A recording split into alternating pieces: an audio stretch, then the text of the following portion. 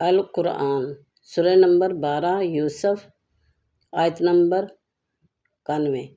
انہوں نے کہا باخدا کہ تم کو اللہ نے ہم پر فضیلت بخشی اور واقعی ہم خطا کار تھے۔ سورہ نمبر 12 یوسف آیت نمبر 92۔ اس نے جواب دیا آج تم پر کوئی گرفت نہیں، اللہ تعالیٰ تمہیں معاف کرے، وہ سب سے بڑھ کر رحم فرمانے والا ہے۔ سب بول اٹھے ابا جان آپ ہمارے گناہوں کی بخشش کے لیے دعا کریں، واقعی ہم خطا کار تھے۔ اس نے کہا میں اپنے رب سے تمہارے لیے معافی کی درخواست کروں گا، وہ بڑا معاف کرنے والا اور رحیم ہے۔ اے میرے رب تو نے مجھے حکمت بخشی اور مجھے باتوں کی تہ تک پہنچانا سکھایا۔ زمین و آسمان کے بنانے والے تو ہی دنیا اور آخرت میں میرا سرپرست ہے۔ میرا خاتمہ اسلام پر کر اور انجام کار مجھے صالحین کے ساتھ ملا۔ اس کے باوجود اکثر لوگ ایمان لانے والے نہیں ہیں، چاہے تمہارا کیسا ہی دل چاہتا ہو۔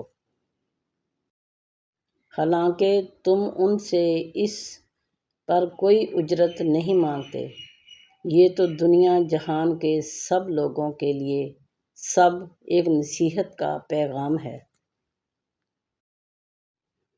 اور وہی ذات ہے جس نے یہ زمین پھیلائی، اس میں پہاڑ اور دریا بنائے اور اس میں ہر قسم کے پھلوں کے دو دو جوڑے پیدا کیے، وہ دن کو رات کی چادر اڑا دیتا ہے۔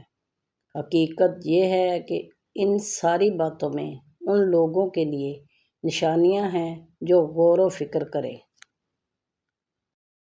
اے ہمارے رب اور داخل کر ان کو ہمیشہ رہنے والی ان جنتوں میں جن کا تو نے ان سے وعدہ کیا ہے، اور ان کے والدین اور بیویوں اور اولاد میں سے جو صالح ہوں، تو بلا شبہ قادر مطلق اور حکیم ہے۔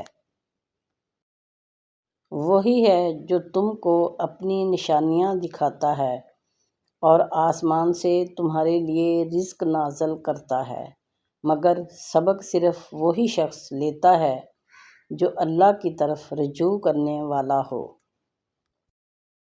پس اے نبی خوب جان لو کہ اللہ کے سوا کوئی عبادت کا مستحق نہیں ہے، اور معافی مانگو اپنے قصور کے لیے بھی اور مومن مردوں اور عورتوں کے لیے بھی۔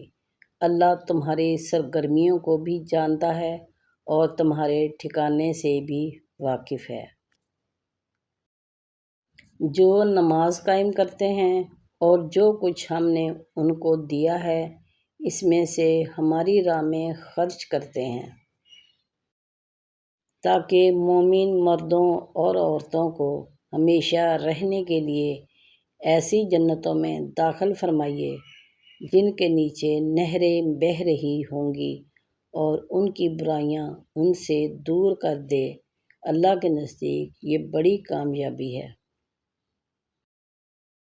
جو لوگ بے دیکھے اپنے رب سے ڈرتے ہیں، یقیناً ان کے لیے مغفرت ہے اور بڑا اجر۔ اور کیا ان لوگوں کے لیے یہ نشانی کافی نہیں ہے کہ ہم نے تم پر کتاب نازل کی جو انہیں پڑھ کر سنائی جاتی ہے، جو در حقیقت اس میں رحمت ہے، نصیحت ان لوگوں کے لیے جو ایمان لاتے ہیں۔ اللہ وہ زندہ جاوید ہستی جو نظام کائنات کو سنبھالے ہوئے ہے، حقیقت میں اس کے سوا کوئی خدا نہیں ہے۔ آپ صلی اللہ علیہ وآلہ وسلم نے ارشاد فرمایا کہ جب مسلمان اپنے گھر میں اپنے بیوی بال بچوں پر اللہ کا حکم ادا کرنے کی نیت سے خرچ کرے تو اس میں بھی اس کو صدقے کا ثواب ملتا ہے۔